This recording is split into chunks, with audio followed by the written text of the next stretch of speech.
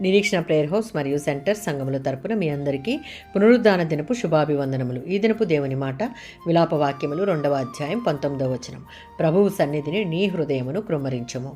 ప్రభువు సన్నిధిని ప్రజల విజ్ఞాపన ప్రార్థనలను దేవుడు వింటాడనే నిరీక్షణతో ఇర్మియా ప్రజలను ప్రార్థనకు విలిపించడానికి పశ్చాత్తాపడడానికి రమ్మని పిలుపునిస్తున్నాడు. రేయి మొదటి జామున అనగా సూర్యాస్తమయం నుండి రాత్రి 9 గంటల వరకు దేవుని సన్నిధిని మన హృదయాలను నీళ్లు కృమ్మరించినట్లుగా కృమ్మరించాలి. 62వ సంకీర్తన 8వ చరణం. ఆయన యందు నమ్మిక ఉంచి ఆయన సన్నిధిని భయభక్తులతో సమీపించి మన హృదయాలను కృమ్మరిస్తూ ఏది దాచుకొనకుండా అన్నీ ఆయనకు విన్నవించుకుంటే తప్పక మనకు సహాయం చేసి మన యథార్థతకు తగినట్లుగా ప్రతిఫలములు దయచేయువాడు.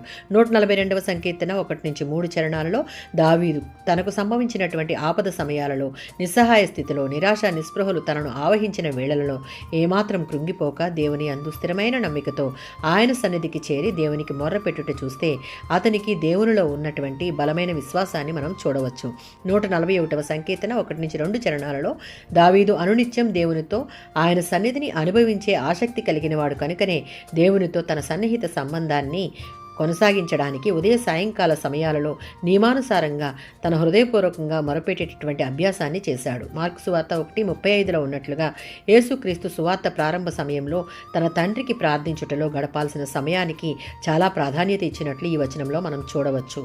అనేకమైన జనసమూహములు ఆయనను వెంబడించే శిష్యులు ఆయన చుట్టూ ఉన్నప్పటికీ అరణ్య ప్రాంతమునకు వెళ్ళి ఏకాంతముగా దేవుని సన్నిధిని తన తండ్రికి మొరపెట్టుట అనేది అనేక చోట్ల మనం చూడవచ్చు. మనం ఎట్టి రీతిగా హృదయాన్ని కృమ్మరించి మొరపెట్టాలో, దేవునికి ప్రథమ ప్రాధాన్యత ఇవ్వాలో ఆయన చేసి మాదిరి చూపించాడు. అట్టి రీతిగా మనం కూడా చేయుదుము గాక. ఆమేన్.